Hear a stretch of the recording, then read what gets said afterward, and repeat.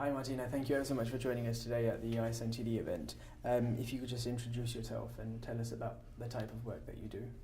Alright, so my name is Martina Nee and I work at People. And People is the company behind the toilet innovation Pee-Poo, which sanitizes excreta and turns it into valuable fertilizer. And we work in various parts of the world together with local partners to implement community programs, but also in refugee camps and for emergency response. That sounds very positive. Do you feel, despite your positive enterprise, that our attempts to improve sanitation among the poorest is still neglected and thus needs attention?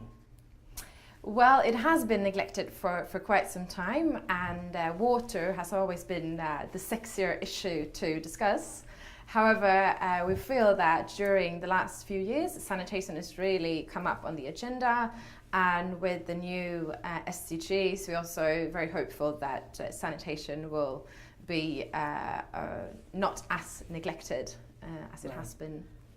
You're aiming to target the bottom billion. These are the people that are subject to severe poverty and they have, large income disparity.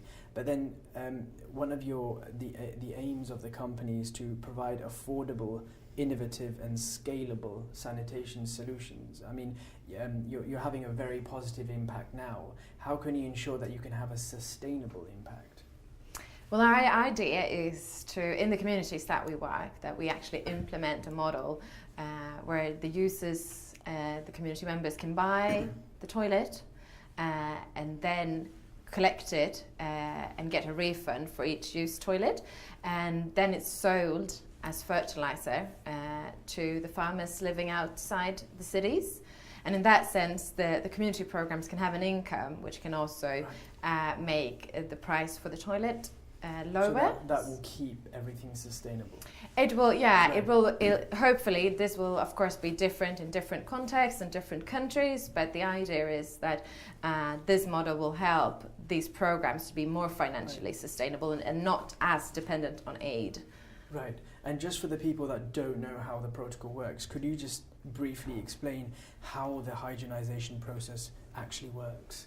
Inside the Pee-Poo, there is a few grams of urea.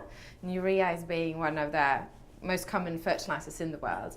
And when you use Pee-Poo as a toilet, the feces gets in touch with the urea and reacts with an enzyme that we have in our feces. And this creates a process with ammonia, which kills bacteria, parasites and viruses that can be found in feces. And since the toilet is single use and it's closed directly after use, you have like an isolated environment where this happens directly inside the Pee-Poo. So no processing needed, no composting, no treatment plants or anything like that. It all happens inside the Pee-Poo. Right, and you mentioned briefly in your talk that if we want to address the key issues of sanitation and hygiene, we have to focus our attention on changing sanitation behaviour. And you mentioned how Coca-Cola have changed behaviour. Yes, their product isn't the most the beneficial to the human body, but can we learn any lessons from their protocol that they've used for sanitation behaviour? Well, I think that everyone wants to have nice products. Like, it doesn't matter how poor you are, where you live. Everyone likes nice products. Right. And I think we neglect the poor by saying, you can have something less, which is not as nice.